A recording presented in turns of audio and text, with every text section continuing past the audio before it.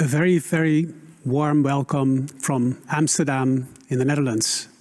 This is the seminar Beyond REPAiR, Making the Transition of the Circular Economy Happen. I wish you all a very warm welcome to this event, which will be broadcasted live during this whole day. Actually, I said good morning, but it is a global event, so we saw that many subscribers are here from all across the world, so perhaps it's a good afternoon or even a good evening or night to you. In all cases, very welcome, and we're happy to do this meeting and this seminar on the topic of circularity and the outcomes of the Horizon 2020 project REPAiR and some of the other reports as well. Before I get to this, to the program, I would like to share with you that today will be subdivided in a morning session and an afternoon session. And in the morning, we will have keynote speeches. We also have a panel and the outcomes of the research projects. While in the afternoon, we will have sub-sessions. And in these sub-sessions, you will be able to switch to the session you like. And that's a very nice opportunity, I would say. Before I get to the more details of the program, I would like to give you a short introduction to the topic of today. We're living in exponential times, not just what related to COVID-19, which affects us all, but also in relation to all resources and depletion and even climate-related aspects. But getting back to resources, there is a lot of challenges ahead of us. Challenges which actually are already taking place. Resource depletion, mind you, to the bottom right of this slide, the size of the car. And also, I think, and you will be aware of this, we are still, unfortunately, still living in a linear society. A society where we take, we make and we waste resources, and we don't use them in a circular way. And urban growth, urbanization in general, exacerbates this a little bit further, as is shown by investigations by Christopher Kennedy, who shows here that urban wealth influences waste production. You can clearly see the developed world reaching out far too, let's say, high in its waste production. On the other hand, looking to the other side of the story, the resources, the increase of material stock actually is related to developing cities across the globe. So this is actually what we would like to connect. We are living still in a waste-based society, in a linear cities, you could say, and we would like to turn this into a more circular approach, into circular cities. Well, this is going to be today's topic. Of course, circular economy has many interpretations. In general, they are all connected well in the right way, but as you can see, there's 114 and probably by this time already even more definitions of circular economy. The most famous was the one I showed in the bottom, which is the Ellen MacArthur definition, which separates the let's say, biological value chain and the technical value chain, here shown to the left the biological and the right the technical, and which have different loops to, let's say, to recover the value.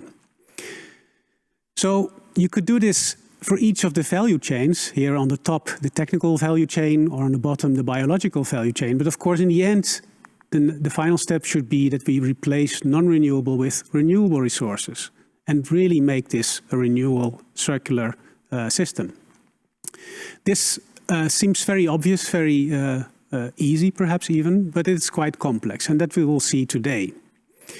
Waste is something we should actually refuse. I would hope that from today on we would talk only about resources.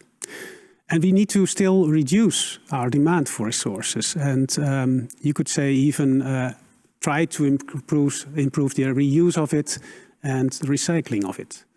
But to make it a bit more precise, there is this top 10 strategy letter of R called how to bring, let's say, in stepped approach our society towards a circular economy-based society.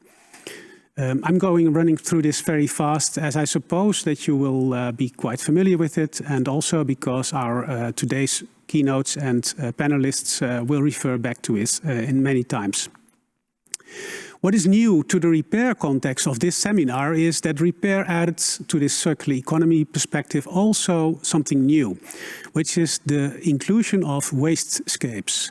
And wastescapes are an increasing problem throughout the world, and in particular in peri-urban areas, which is the topic, let's say, the focus field of this Horizon 2020 project. Now, looking at circularity. Often we think that we are doing quite well, and there's a lot of nice initiatives and a lot of even concrete projects related to circularity. But in this report, the circularity gap, it shows quite clearly that we still have a long way to go. At the global scale, only 9% of all materials used annually is being recycled globally. So what is shown here as a half a circle, this gap is actually a lot bigger. It's 91% of all influx.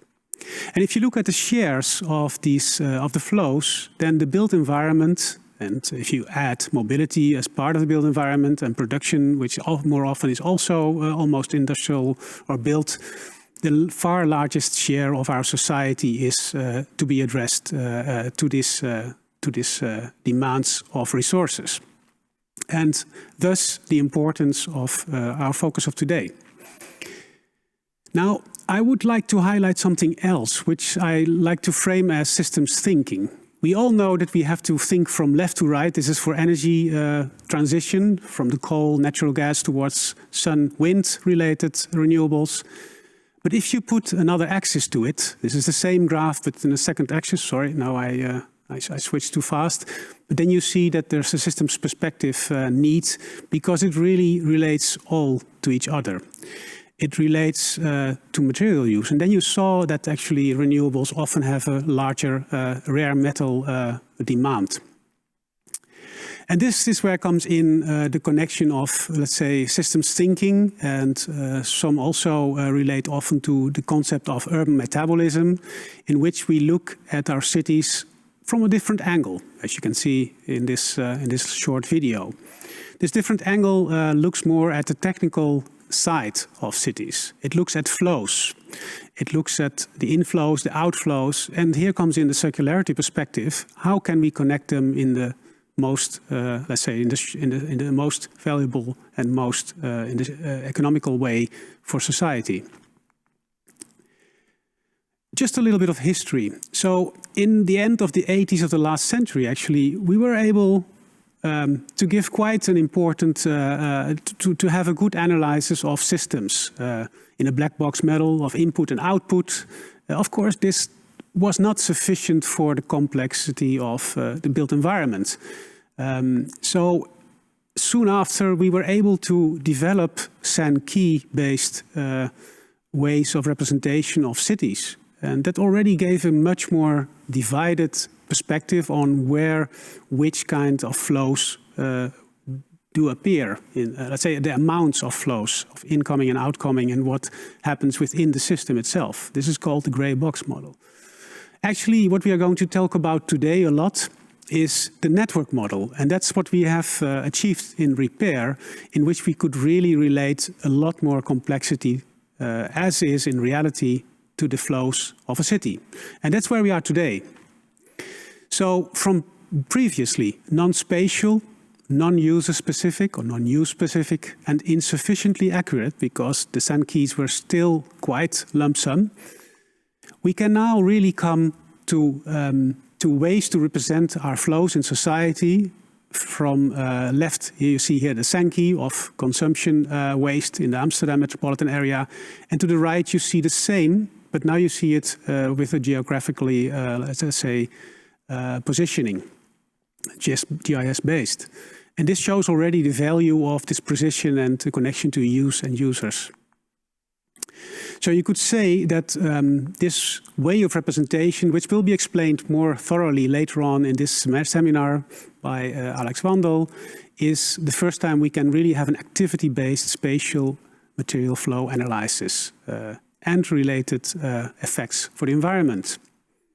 This is great, really. This is an outlook which I really am proud of. Already I can say in the start of the day that this is something to, let's say, to share with all of you and to cherish and to build upon in the coming times. Now I got stuck in the slides. So perhaps I can have the next slide because my clicker doesn't work anymore. So here you see a representation of the tool which will be presented later on today. It looks like a real complex, but you can zoom in and it will be explained. In this case, this is again for the Amsterdam case where I am at the moment with this focus of construction and demolition waste. And you can imagine if you have such a precise, let's say, representation of where flows occur, where opportunities occur, because we see waste as a resource, as an opportunity, then you can also find solutions in real life. And that's where it's about, of course. In the end, waste is a valuable resource. I would like to show this, this nice example from France, from the office of Encore Heureux. And you also should see that there's a beauty to it. It's not always that we like to reuse, that we like to find solutions, circular solutions, which actually are kind of a compromise to quality or to beauty. And to do so, and that's really wrapping up my story, we need tools and methods. And here, let's say, the several projects supported by European Communion actually are crucial. We really tend to try to be upfront in the world in the development of these kinds of tools, as you will see today, not only in case of the REPAiR project, but also in the other projects presented in sub-sessions. There's still a lot to go. On these tools, like here shown by, there's startups happening now, like Geofluxes, and they are developing further these tools. And I would even suggest that we could, or we should develop it also further to, with support of cities around the globe and perhaps the European Communion. For now, I would like to say it's just an in-between step, of course, from non-renewable into a renewable world, from a more towards a more prosperous city, prosperous society, which is smart, sustainable, resilient, and just. And I think REPAiR, which is the bottom, let's say, line of today's seminar, is crucial in this. It will show one of the many ways to support this future. So now back to the program of today.